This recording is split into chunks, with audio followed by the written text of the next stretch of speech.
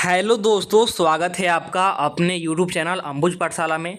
तो इस वीडियो में हम लोग JAC board half yearly exam या फिर SO1 एग्जामिनेशन 2024 के लिए क्लास 12th का केमिस्ट्री का most important viral question paper देखने वाले हैं। यहाँ से डायरेक्टली क्वेश्चंस आपके एग्जाम में देखने को मिलेगा, जिसका कि एग्ज़ाम होने वाला है कल यानी कि 4 अक्टूबर को। तो चलिए वीडियो को स्टार्ट करते हैं। और वीडियो को स्टार्ट करने से पहले हमारे चैनल पर नए हों तो चैनल को सब्सक्राइब करके जरूर रख लीजिएगा, साथ ही वीडियो को अपने दोस्तों के पास भी शेयर कर दीजिएगा, क्योंकि वीडियो बहुत ही ज़्यादा इंपॉर्टेंट होने वाला है। तो चलिए स्टार्ट करते हैं और एक एक करके हम लोग यहाँ पर देखेंगे।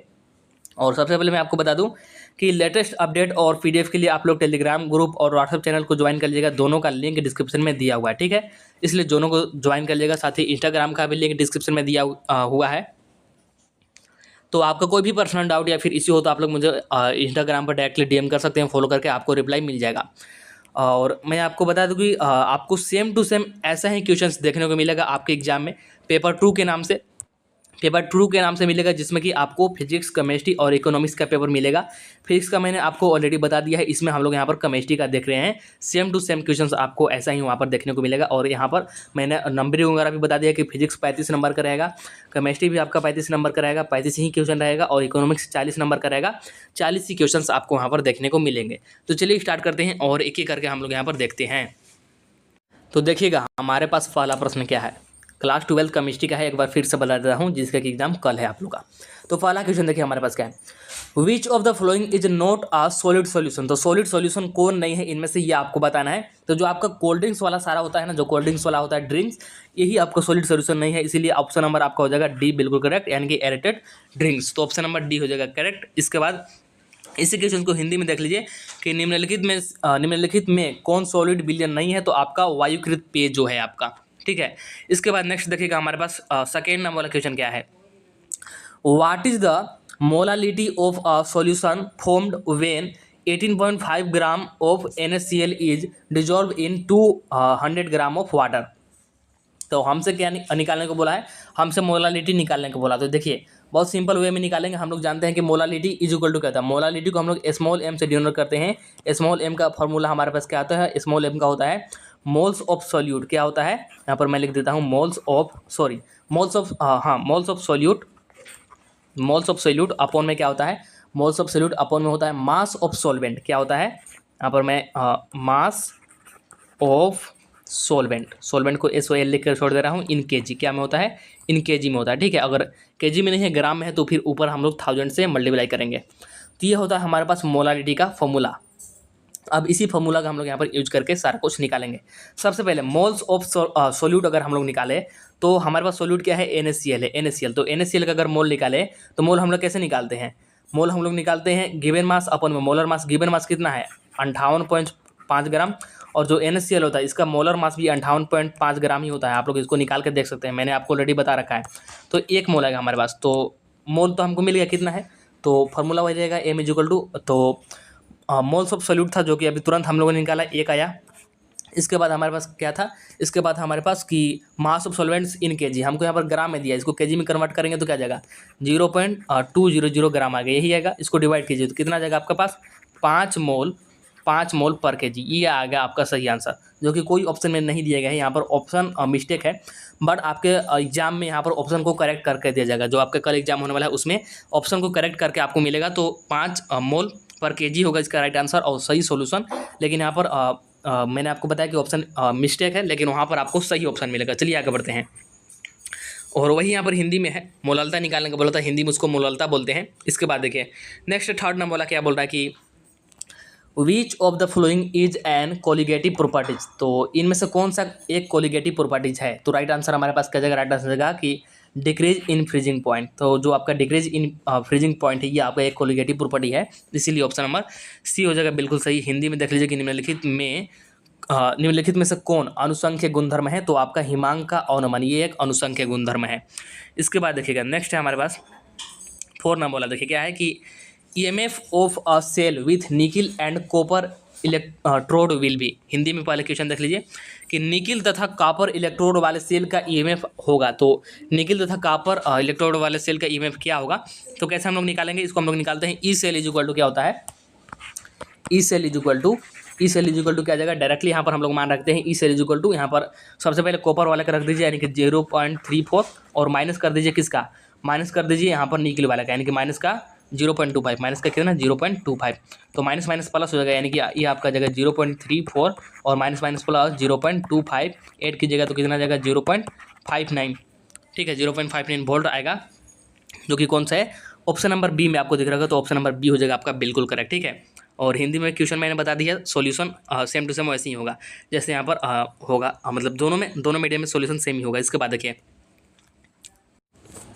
5 नंबर वाला क्वेश्चन देखिए क्या है, which of the following statement is true regarding a primary cell, तो प्राइमरी सेल के रिगार्डिंग आपसे ट्रू स्टेटमेंट पूछ रहा है, तो 4 ऑप्शन का देखिए, और अगर ट्रू स्टेटमेंट की बात करेंगे तो ये है आपका an example of a primary cell is a mercury cell, तो प्राइमरी सेल का अगर एक एग्जाम्पल कोई है तो वो है आपका मरकरी सेल यानी कि ऑप्शन नंबर सी हो जाएगा बिल्कुल सही। हिंदी में देखिए कि प्राथमिक बैटरी के बारे में कौन सा कथन सही है, तो प्राथमिक बैटरी का एक उदाहरण मर्क्यूरी सेल है, तो ये हो जाएगा आपका बिल्कुल सही जवाब ऑप्शन नंबर सी। इसके बाद देखिए आगे बढ़ते हैं, तो 6 नंबर वाला क्वेश्चन देखिए क्या पूछा गया है, the unit of rate constant for the zero order reaction is, तो ये तो मैंने आपको ऑलरेडी बताया हुआ है एक दो पीछे वीडियो में, ठीक है। ये मैंने आपको यहाँ पर ट्रिक भी बताया है कि इस ट्रिक से आप लोग फर्स्ट ऑर्डर और जीरो ऑर्डर सेकेंड ऑर्डर किसी का भी निकाल सकते हैं, जिस भी ऑर्डर का निकालना होगा, और ठीक है, और आपको डायरेक्टली भी याद रखना होगा, डायरेक्टली याद रखेंगे तो अच्छी बात है। तो फिलहाल हमसे पूछा क्या है, जीरो ऑर्डर का पूछा, तो जीरो ऑर्डर का क्या होता है हमारे पास सही आंसर क्या जगह, जीरो ऑर्डर का होता है मोल लीडर इनवर्स सेकंड इनवर्स, क्या होता है मोल लीडर इनवर्स सेकंड इनवर्स, यानी कि कौन सा जगह ऑप्शन नंबर यहाँ पर जो आपका सी सही, mole litre inverse second inverse, ये किसका होता है जीरो ऑर्डर का। फर्स्ट ऑर्डर का क्या होता है सिर्फ और सिर्फ सेकंड इनवर्स, ये किसके लिए फर्स्ट ऑर्डर के लिए। सेकंड ऑर्डर का क्या होता है, सेकंड ऑर्डर का होता है mole inverse litre second inverse, ये होता है, तो तीनों को याद रखिएगा। चलिए आगे बढ़ते हैं, हिंदी में वही है कि शून्य कोटि अभिक्रिया के लिए वेग स्थिरांक है, तो ऑप्शन नंबर सी हो जाएगा सही। इसके बाद आगे है 7 नंबर बोला, देखिए क्या बोल रहा है कि a reaction in which reactant are converted into products P follow second order kinetics if concentration of reactant R is increased by 4 times what will be the increases in rate of formation। Hindi में भी देख लीजिए कि एक द्वितीय कोटि अभिक्रिया में अभिकर्मक R उत्पाद P में परिवर्तित होता है, ये सिंपली मतलब बोल दिया कि ये ऐसे ऐसे हो रहा है। इसके बाद अगर अभिकर्मक R की सांद्रता 4 गुनी बढ़ा दिया जाए, अब इसने कंडीशन दिया कि जो सांद्रता है इसको हम लोग 4 गुनी बढ़ा देते हैं तो उत्पाद P के बढ़ने की दर क्या होगी ये आपको बताना है। तो कुछ नहीं करना होता है, बहुत ही सिंपल है, देखने में बहुत ज़्यादा लंबा क्वेश्चन लग रहा होगा, बट उसने तो यहाँ पर थोड़ा सा मतलब बताया, बहुत कुछ नहीं करना है कि सिर्फ और सिर्फ आप लोग कॉन्सेंट्रेशन का क्या कीजिए, कॉन्सेंट्रेशन का होल स्क्वायर कर दीजिए, कॉन्सेंट्रेशन का स्क्वायर कर दीजिए, जो कि यहाँ पर 4 गुना आपको देख रहा है 4 टाइम्स बढ़ा रहे हैं, 4 का स्क्वायर कर दीजिए जो कि आपका कितना जाएगा 16, यानी कि 16 टाइम्स बढ़ जाएगा, जो कि ऑप्शन नंबर यहाँ पर सी आपको दिख रहा होगा। चलिए आगे बढ़ते हैं, तो देखिए ये मोस्ट इंपॉर्टेंट, मैंने आपको प्रीवियस वीडियो में बताया भी था कि एक दो ग्राफ वाले क्वेश्चन आते हैं। तो देखिए यहाँ पर 8 नंबर वाला क्वेश्चन हमारे पास क्या है कि what is the order of reactions of the graph of concentrations versus times Son below. तो ये आपको यहाँ पर दिया गया है, इधर ये टाइम को डिनोट कर रहा है और इधर ये कंसंट्रेशन को डिनोट कर रहा है, ठीक है। और ये जो यहाँ पर आपको स्लोप दिख रहा है ये किसका स्लोप है, तो ये -k का स्लोप है। तो ये किस ऑर्डर रिएक्शन के लिए ग्राफ है ये आपको बताना है, तो हमेशा याद रखिएगा ये किसके लिए होगा, ये आपका जीरो ऑर्डर रिएक्शन के लिए होगा। किसको होगा, किसके लिए, जीरो ऑर्डर रिएक्शन के लिए, यानी कि ऑप्शन नंबर 1 हो जाएगा बिल्कुल सही। तो वही है हिंदी में कि नीचे दर्शाए गए सांद्रण तथा समय के बीच ग्राफ में अभिक्रिया की कोटि क्या होगी, तो शून्य कोटि होगी, क्या होगी शून्य कोटि। इसके बाद आगे बढ़ते हैं, तो आगे देखिएगा हमारे पास 9 नंबर बोला क्या है, value of T half for first order reaction is given as. तो फर्स्ट ऑर्डर रिएक्शन के लिए टी हाफ पूछ रहा है, तो डायरेक्टली याद रखेगा और इसको डायरेक्टली ही याद रखना होता है, ठीक है। तो क्या जगह T half is equal to हो जाए 0.693 अपन में के, 0.693 अपन में के, ऑप्शन नंबर बी हो जाएगा बिल्कुल करेक्ट। डायरेक्टली पूछता है और डायरेक्टली आपको यह कॉन्सेप्ट भी है। इसके बाद आगे बढ़ते हैं, हिंदी में है वही क्या है कि प्रथम कोटि अभिक्रिया के लिए टी हाफ का मान होगा, तो वही होगा ऑप्शन नंबर बी हो जाएगा सही। इसके बाद देखिए नेक्स्ट है हमारे पास जो कि 10th नंबर वाला, क्या बोला देखिएगा the elements with anomalous electron configurations in the 3D series are. तो 3D श्रेणी में विषम इलेक्ट्रॉनिक विन्यास वाले तत्व हैं, तो 3D श्रेणी में विषम इलेक्ट्रॉनिक वाला पूछ रहा है। 3D सबसे पहले श्रेणी इसने बता दिया कि कौन सा सीरीज है, तो 3D सीरीज है। अब इसमें पूछ रहा है आपसे विषम इलेक्ट्रॉनिक विन्यास वाला तत्व बताइए, तो राइट आंसर हमारे पास क्या जाएगा, राइट आंसर जाएगा जो आपका क्रोमियम और कॉपर होता है, तो ऑप्शन नंबर हो जाएगा डी बिल्कुल करेक्ट। ये मतलब विषम इलेक्ट्रॉनिक विन्यास वाला है। इसके बाद आगे बढ़ते हैं, तो नेक्स्ट देखिएगा हमारे पास क्या है, हाँ यहाँ पर देखिए क्या बोल रहा है कि lanthanoid contraction is due to increases in, Hindi में भी देख लीजिए कि रिक्त स्थान की वृद्धि के कारण लेंथेनाइट अंकुचन होता है। तो किसकी वृद्धि के कारण लेंथेनाइट अंकुचन होता है, जिसको कि हम लोग लेंथेनाइट संकुचन भी बोल सकते हैं। तो देखिए 4 ऑप्शन दिए गए, सही आंसर की बात करेंगे तो हमारे पास क्या जाएगा, सही आंसर क्या जाएगा, सही आंसर जाएगा हमारे पास एटॉमिक नंबर, यानी कि एटॉमिक नंबर इंक्रीज होने के कारण लेंथेनाइट कॉन्ट्रैक्शन होता है, यानी कि लेंथेनाइट अंकुचन या फिर संकुचन होता है। तो ऑप्शन नंबर ए हो जाएगा बिल्कुल सही, यानी कि परमाणु क्रमांक। आगे बढ़ते हैं तो 12 नंबर वाला देखिए क्या बोल रहा है कि विच of the flowing complex is homoleptic. तो होमोलैप्टिक कॉम्प्लेक्स कौन सा, ये आपको बताना है हिंदी में। देखिए निम्नलिखित में से कौन सा संकुल होमोलैप्टिक है, हिंदी में भी होमोलैप्टिक ही होगा, और हिंदी इंग्लिश में दोनों में यहाँ पर ऑप्शन मतलब सेम दिए गए हैं। तो आप यहाँ पर बताइए कि कौन सा होगा। तो सही आंसर हमारे पास क्या जाएगा, सही आंसर की बात करेंगे तो हमारे पास क्या जाएगा, सही आंसर देखिए इसके लिए कॉन्सेप्ट थोड़ा सा समझिएगा कि जो आपका होमोलैप्टिक होता है ना, तो होमोलैप्टिक वैसा कंपाउंड होता है जो कि एक टाइप का लिगेंड शो करता है। ठीक है, होमोलैप्टिक कैसा कंपाउंड होता है जो कि सिर्फ एक टाइप का लिगेंड शो करता है, जो कि एक टाइप का लिगेंड शो करने वाला यहाँ पर एक ही ऑप्शन है जो कि है आपका ऑप्शन नंबर ए। तो ऑप्शन नंबर ए हो जाएगा बिल्कुल सही करेक्ट। तो जो एक टाइप का जो भी कंपाउंड सिर्फ एक टाइप का लिगेंड शो करेगा तो वही आपका होमोलैप्टिक होगा। तो ऑप्शन नंबर यहाँ पर हो जाएगा ए बिल्कुल करेक्ट। आगे बढ़ते हैं, नेक्स्ट देखिएगा 13 नंबर बोला an example of bidentate ligand is. तो बाइडेंडर लिगेंड क्या होता है, जो कि दोनों तरफ से यहाँ पर मतलब क्या कर सकता है, दान कर सकता है। तो मैंने बाइडेंडर आपको बताया था। ठीक है, तो यहाँ पर बाइडेंडर क्या हो जाएगा, सही आंसर हमारे पास क्या जाएगा बाइडेंडर। तो आपका जो C2O4 2 माइनस है, ये आपका ऑप्शन नंबर बी हो जाएगा बिल्कुल सही। ठीक है, C2O4 2 माइनस यही हो जाएगा आपका बाइडेंडर लिगेंड, जो कि दोनों तरफ से यहाँ पर मतलब जुड़ सकता है। इसके बाद आगे बढ़ते हैं तो आगे देखिएगा हमारे पास नेक्स्ट है कि a molar solution is one that contains 1 mole of a solute in. तो एक मोलर सॉल्यूशन आपसे पूछ रहा है जो कि क्या कंटेंस करता है, तो 1 मोल ऑफ सोल्यूट इन। तो सोल्यूट इन किस में, तो 1000 ग्राम ऑफ सोलवेंट किस में, तो 1000 ग्राम ऑफ सोलवेंट या फिर 1 kg ऑफ सोलवेंट। ठीक है, तो ऑप्शन नंबर यहाँ पर हो जाएगा ये करेक्ट। अगर केजी में दिया है तो 1 kg ऑफ सोलवेंट, अगर ग्राम में दिया है तो 1000 ग्राम ऑफ सोलवेंट। और इसके बाद देखिएगा नेक्स्ट है हमारे पास, हाँ यहाँ पर देखिए क्या बोल रहा है कि relative lowering in vapour pressure, relative lowering in vapour pressure of solution is equal to. तो विलयन के वाष्प दाब में सापेक्ष अवनमन बराबर होता है। तो किसके बराबर होता है ये आपको बताना है। तो किसके बराबर होता है, ये आपके होता है यहाँ पर विलय के मोल अंश के, यानी कि मोल फ्रैक्शन ऑफ सोल्यूट के। तो ये डायरेक्टली आपसे मतलब आपसे बोल सकते हैं कि फॉर्मूला बेस्ड था या फिर कॉन्सेप्ट बेस्ड भी बोल सकते हैं, जो कि यहाँ पर डायरेक्टली आपको याद रखना होगा। तो ये किसके इक्वल होता है, तो मोल फ्रैक्शन ऑफ सोल्यूट, यानी कि विलय के मोल के अंश के। चलिए आगे बढ़ते हैं तो नेक्स्ट देखिए हमारे पास क्या बोल रहा है कि colligative properties of the solutions depend on. तो विलयन का अनुसंख्यक गुणधर्म निर्भर करता है। तो विलयन का अनुसंख्यक गुणधर्म किस पर निर्भर करता है, तो ये आपका निर्भर करता है विलय के कणों की संख्या पर, यानी कि नंबर ऑफ सोल्यूट पार्टिकल्स पर। किस पे, नंबर ऑफ सोल्यूट पार्टिकल्स पे। इसके बाद देखिएगा नेक्स्ट है हमारे पास जो कि कौन सा है, 8 नंबर वाला। देखिए क्या बोल रहा है, the mole fraction of benzene in solution containing 30% by mass in carbon tetrachloride, यानी कि CCl4। और इसका हमको यहाँ पर दे दिया है मोलर मास। मोलर मास आपको यहाँ पर गिवन है एंड मास, यहाँ पर बेंजीन का मोलर मास दिया है और यहाँ पर कार्बन टेट्राक्लोराइड दोनों का मोलर मास मतलब आपको गिवन है। तो इसको कैलकुलेट करना है, कैसे करेंगे, हिंदी में भी देख लीजिए। बेंजीन और कार्बन टेट्राक्लोराइड के विलयन में बेंजीन की द्रव्यमान प्रतिशत 30% है, बेंजीन का मोल अंश होगा, और यहाँ पर बेंजीन का मोलर द्रव्यमान और कार्बन टेट्राक्लोराइड का यानी कि CCl4 का मोलर द्रव्यमान आपको दिया हुआ है। तो कैसे करेंगे, देखिए सबसे पहले हमको यहाँ पर निकालना होगा नंबर ऑफ मोल्स। क्या निकालना होगा, हमसे पूछा है मोल अंश यानी कि मोल फ्रैक्शन से निकालना है। तो बेंजीन का और कार्बन टेट्राक्लोराइड का दोनों का हमको यहाँ पर निकालना होगा नंबर ऑफ मोल्स। इसके बाद ही हम लोग यहाँ पर मोल फ्रैक्शन निकाल पाएंगे। तो देखिए हम लोग यहाँ पर नंबर ऑफ मोल्स निकालते हैं। तो सबसे पहले किसका निकालेंगे, बेंजीन का। तो इसने बोला है कि 30% है बेंजीन, तो 30% को हम लोग मान लेते हैं, बेंजीन का मास मान लेते हैं 30% को 30 ग्राम। कितना मान लेते हैं, 30 ग्राम मान लेते हैं। अब ये हमारा क्या होगा, ये हमारा हो गया गिवन मास। मोलर मास का हमारे पास फॉर्मूला क्या होता है, सॉरी मोलर मास का नहीं, मतलब मोलर मास क्या होता है बेंजीन का। तो मोलर मास आपको यहाँ पर गिवन है कितना, 78। यहाँ पर आपको दिख रहा होगा 78। तो मोलर मास गिवन है जो कि 78 है। हम लोग यहाँ पर गिवन मास मान लीजिए जो कि 30 ग्राम, क्योंकि 30% इसने बोल रखा था। अब यहाँ पर मोल्स ऑफ बेंजीन निकालेंगे। तो मोल्स ऑफ बेंजीन को मैं यहाँ पर Na से डिनोट कर रहा हूँ। मोल्स ऑफ बेंजीन को किससे डिनोट कर रहा हूँ, Na से। ठीक है, Na से मोल्स ऑफ बेंजीन को।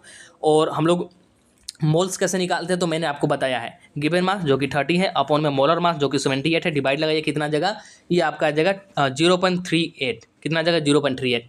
तो Na निकालिए जो कि किसका है, किसका मोल्स है, तो बेंजीन का मोल्स है, याद रखिएगा। चलिए अब नेक्स्ट कैलकुलेट करते हैं CCl4 का, यानी कि कार्बन टेट्राक्लोराइड का। तो कार्बन टेट्राक्लोराइड का यहाँ पर हमको दिया है, देखिए 30% तो हो गया हमारा क्या, 30% हो गया हमारा यहाँ पर बेंजीन।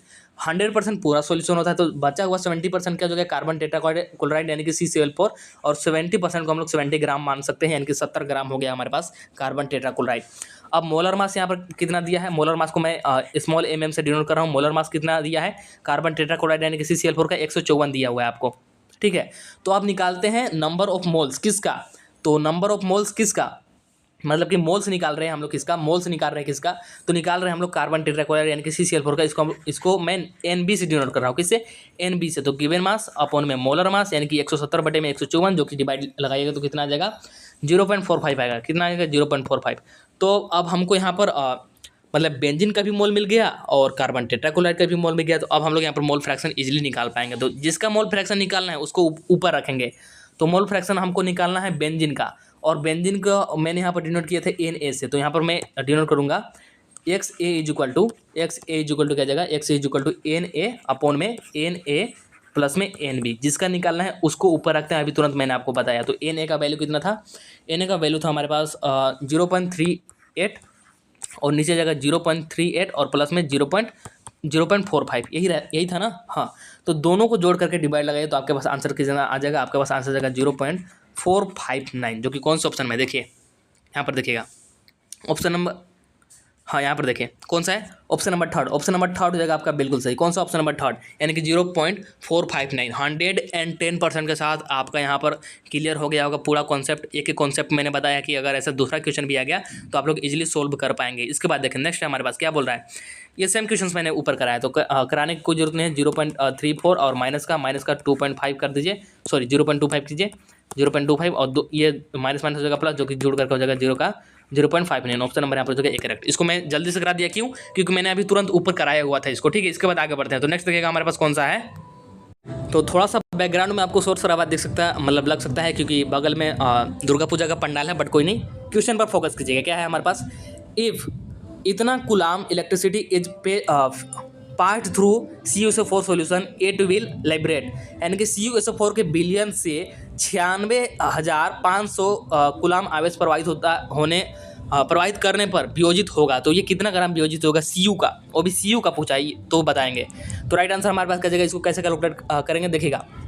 जो CuSO4 है ना, ये जो आपका CuSO4 है, सबसे पहले ये समझिए CuSO4 है, ये आपका किस में टूटेगा, तो ये Cu2 प्लस में टूटेगा, और इसी का हमसे पूछा है, और प्लस में SO4 2 माइनस होगा। अब देखिए आपका जो Cu2 प्लस है, Cu2 प्लस ये 2 इलेक्ट्रॉन लेकर के क्या बनाएगा, 2 इलेक्ट्रॉन लेकर के ये Cu बनाएगा, 2 इलेक्ट्रॉन लेकर के Cu बनाएगा, मतलब कि यहाँ पर 2 इलेक्ट्रॉन का मेन रोल है। तो 2 इलेक्ट्रॉन मतलब कि 2 फैरेड, ठीक है। 2 इलेक्ट्रॉन का मतलब क्या, 2 इलेक्ट्रॉन का मतलब 2 फैरेड, और 2 फैरेड किसके इक्वल होता है, तो ये जो आपका सबसे पहले ये समझिए कि 2 इलेक्ट्रॉन मतलब 2 फैरेड, और 2 फैरेड हम लोग जानते हैं किसके इक्वल होगा, तो ये 63.5 ग्राम के इक्वल होगा Cu का, 63.5 ग्राम ऑफ Cu होगा। लेकिन यहाँ पर हमसे कितना दिया है, 96,500 गुलाम के लिए पूछा है, और 96,500 गुलाम जो होता है ये होता है 1 फैरेड के इक्वल। तो बस इसका हाफ कर दीजिए तो ये हो जाएगा 1 फैरेड, तो इसका भी हाफ हो जाएगा, यानी कि 31.76 ग्राम आ जाएगा Cu का, जो कि ऑप्शन नंबर बी में आपको दिख रहा होगा।